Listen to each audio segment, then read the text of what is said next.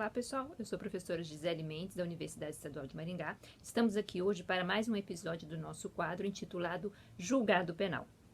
Bom, no episódio de hoje do nosso quadro Julgado Penal, nós vamos tratar da DPF número 54, que foi julgada perante o Supremo Tribunal Federal do Brasil em 12 de abril de 2012. Bom, a DPF número 54, ela versava, pessoal, sobre uma polêmica questão que diz respeito à interrupção da gestação, à prática do aborto, em caso de fetos considerados anencéfalos ou anencefálicos, ou seja, fetos que não possuem a estrutura craniana, a caixa craniana e tampouco o cérebro e toda a estrutura encefálica, tronco encefálico, que possibilitam a vida. Pois bem, essa demanda, a DPF número 54, ela foi proposta pela Confederação Nacional dos Trabalhadores da Saúde, justamente porque eram muito recorrentes os casos que chegavam aos profissionais da saúde, médicos, enfermeiros, de gestantes que padeciam deste problema, ou seja, gestantes que por uma deficiência, sobretudo de ácido fólico durante a gestação, de ingestão de ácido fólico nos insumos alimentícios ou em forma de medicamentos, com essa carência, chegavam com uma gestação de fetos anencéfalos, completamente anencéfalos, ou seja, sem nenhuma estrutura craniana, cerebral e encefálica que possibilitasse o desenvolvimento da vida. Pois bem, esses casos cada vez mais recorrentes, eles chegaram ao conhecimento desses profissionais da saúde e a Confederação Nacional dos Trabalhadores da Saúde propôs essa DPF número 54 perante o STF em 2004, mas ela só foi julgada 8 anos depois, portanto, encerrado o julgamento no dia 12 de abril de 2012.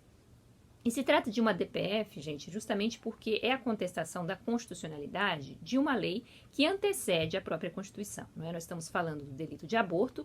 O aborto está no Código Penal, disciplinado no Código Penal de 1940, e, portanto, o que se está em questão é se ele foi ou não recepcionado na modalidade como está no Código Penal pela atual Constituição de 1988. Então, essa questão de receptividade não dá respeito a uma DIN, uma ação direta de inconstitucionalidade, que diz respeito a leis posteriores à promulgação da Constituição de 88, mas sim a ADPFs, a ações de descumprimento de preceitos fundamentais, e nesse caso dos preceitos fundamentais da Constituição, que dizem respeito à autonomia da mulher, à sua saúde física e mental, e à sua liberdade de levar ou não a cabo essa gestação, em face de ser o feto claramente anencéfalo.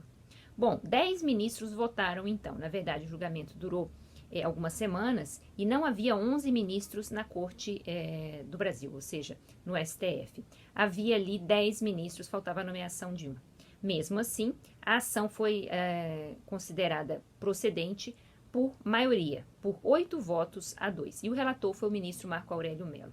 Entre várias coisas que foram alegadas pelo ministro relator e também aos demais ministros, nos seus votos, né, que acabaram prevalecendo por 8 a 2, está especificamente a questão da viabilidade da vida intrauterina neste momento em que não se constata a existência de estrutura encefálica craniana e principalmente de cérebro neste feto que está sendo gerado. Ou seja, o que nós temos ali é que, segundo o ministro relator, ministro Marco Aurélio Mello, não existe vida, não existe viabilidade da vida que poderia se consubstanciar numa gestação levada a termo e, portanto, no nascimento de uma criança viável, que possa sobreviver fora do ventre materno. Além do mais, o próprio ministro relator ele destaca que existem riscos à saúde da mãe, à própria vida da mãe, porque, em relação à gestação de um feto anencéfalo, os especialistas que foram ouvidos pelo STF, foram realizadas várias audiências públicas, ok? Com especialistas, com médicos, justamente para que se mostrasse que a anencefalia é uma deformidade bastante grave, é uma malformação grave e que impossibilita a existência da vida uma vez concluída a gestação e encerrado o parto. Ou seja, a criança não poderia sobreviver mais do que alguns minutos ou horas, ou já poderia morrer, inclusive, dentro do útero da mãe. E além disso, pessoal, constatou-se também que o volume do líquido amniótico dentro do ventre da mulher, em caso de fetos anencéfalos, ele é maior. E isso gera um risco à própria saúde da gestante. Então, esse volume de líquido amniótico sendo maior, pode acarretar riscos à saúde da mãe e possibilitar, segundo diz o próprio ministro relator Marco Aurélio Mello, a legalização desse procedimento com base já no que consta do Código Penal. Atualmente, nós sabemos que o aborto ele é permitido no Brasil em apenas 2 casos legais, né, dentro da legislação de 1940, que não foi reformulada desde então. O primeiro diz respeito ao risco de vida para a gestante e o segundo, quando essa gestação resulta do crime de estupro. É claro que algumas exceções vão se abrindo, né, quando há risco para a saúde também dessa gestante, esse comprometimento tem sido cada vez mais aceito, e outros delitos sexuais, que não apenas o estupro, também têm sido aceitos por analogia em bonam partem. Essas 2 exceções, essas 2 exclusões da ilicitude e da culpabilidade, respectivamente, do crime de aborto, elas se encontram no artigo 128, incisos 1º e 2º do Código Penal. Sobre elas, nós já comentamos as exceções ao crime de aborto e nós vamos colocar o vídeo aqui ao final para que vocês possam se remeter àquele vídeo que explica isso é crime, ou seja, é possível ou não realizar o aborto em algumas hipóteses? Sim, é. E essas 2 exceções já se encontram, não só no Brasil, mas em muitos outros códigos da América Latina e da Europa, desde bastante tempo atrás. Mas a questão do aborto, ela tangencia o chamado aborto eugênico, ou seja, não se trata de aborto necessário, porque há um risco de vida, não se trata de um aborto sentimental ou ético, porque isso encontra em questão justamente o delito sexual que originou a gestação, mas o chamado aborto eugênico, ou seja, diz respeito à viabilidade, a características físicas ou psicológicas desse bebê que vai nascer. A sua viabilidade ela é questionada justamente porque a ausência da caixa craniana, do encéfalo, do cérebro e de toda a estrutura encefálica, ela torna impossível a sobrevivência desse bebê, ok, pessoal? Ainda que ele sobreviva por algumas horas, não vai ser por muito tempo, ao contrário da chamada anencefalia parcial. Durante o julgamento, o próprio voto do relator Marco Aurélio Mello e os demais ministros destacaram que somente no caso de anencefalia total, plena, ausência completa de cérebro, é que vai se ficar autorizado o aborto no Brasil. O aborto em caso de fetos completamente anencéfalos, anencefalia total. No caso de uma anencefalia parcial, foram alguns casos levados ao STF durante as audiências públicas, bebês viáveis que sobreviveram por até anos, né, tendo uma anencefalia parcial com bastante dificuldade, é verdade, ausência de visão, de tato, de outros sentidos, né, que a não presença do cérebro na sua forma completa, mas apenas uma estrutura rudimentar do cérebro, dificulta o desenvolvimento dos nossos 5 sentidos. Mesmo assim, alguns bebês, por terem anencefalia parcial, sobreviviam. Eles faleciam, mas eles podiam viver até meses e alguns anos. Mas não é o caso que estava em julgamento no STF. No STF, estava em julgamento justamente a anencefalia total. Ou seja, é uma gravidez, é uma gestação que é levada a cabo e a termo, mas não tem nenhum sentido.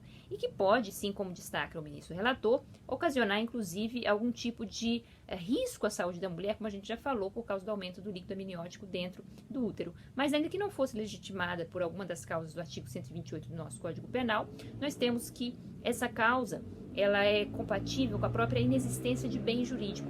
Como diz o ministro relator Marco Aurélio Mello, a ausência de bem jurídico faz com que não haja sequer o tipo objetivo do delito de aborto, ou seja, não há bem jurídico lesionado, e se não há bem jurídico lesionado, não há realização do tipo, que se consubstancia não só na realização da norma penal, mas também na lesão ou perigo de lesão ao bem jurídico, não é mesmo? Então, se não há vida, porque a pessoa não tem nenhuma estrutura cerebral, nenhuma ausência completa, então se não há vida, não há bem jurídico, e se não há bem jurídico, ele é um dos elementos do tipo objetivo do tipo penal de aborto, e portanto a realização dessa conduta, nesse caso de anencefalia total, ela é atípica, certo? E assim, 8 ministros votaram com ele, e 2 ministros divergiram. Por maioria, o STF decidiu nessa DPF número 54 que o aborto no Brasil pode ser autorizado, portanto, também em caso de fetos anencéfalos, completamente anencéfalos. Além do caso de risco de vida para a gestante, do caso de gravidez resultante de estupro ou de alguns outros delitos sexuais, nós passamos a abarcar um terceiro caso via jurisprudência, ou seja, um ativismo judicial do STF que empurrou a entrada dessa nova causa de exclusão do aborto, exclusão da própria tipicidade, como nós vimos, e muitas vezes motivada pela ausência de ácido fólico na alimentação dessas gestantes, como a gente falou. Na verdade, essas outras medidas também que levam ao incremento nos insumos alimentícios ou em medicamentos do consumo de ácido fólico por essas mulheres podem evitar que os fetos padeçam esse tipo de anomalia fetal, como a anencefalia total ou parcial, certo? Mas, de qualquer maneira, o aborto passou a ser autorizado, então, desde a DPF 54, desde o julgamento de 12 de abril de 2012, também nessa terceira modalidade de anencefalia total. Bom, por hoje é só. Esse foi o julgado penal de hoje. Espero que vocês tenham gostado. E voltamos proximamente com mais episódios do nosso canal Professora Gisele Mendes do YouTube. Muito obrigada e até a próxima.